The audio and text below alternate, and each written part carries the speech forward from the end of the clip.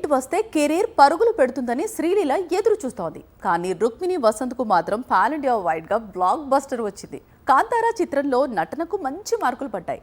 కానీ కాంతారా హీరోయిన్కు మాత్రం కొత్త సినిమాలు లాక్ కావటం లేదు. కన్నడ హీరోయిన్ రుక్మిణి వసంత్ గతేడాది ఈ పేరు సెన్సేషన్ కి మారు పేరు.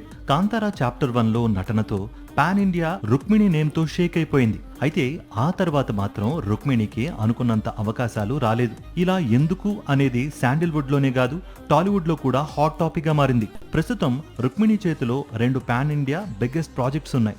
ఒకటి యష్ సరసన నటించిన టాక్సిక్, మరొకటి ఎన్టీఆర్ ప్రస్తుతం నటిస్తోన్న కొత్త చిత్రం.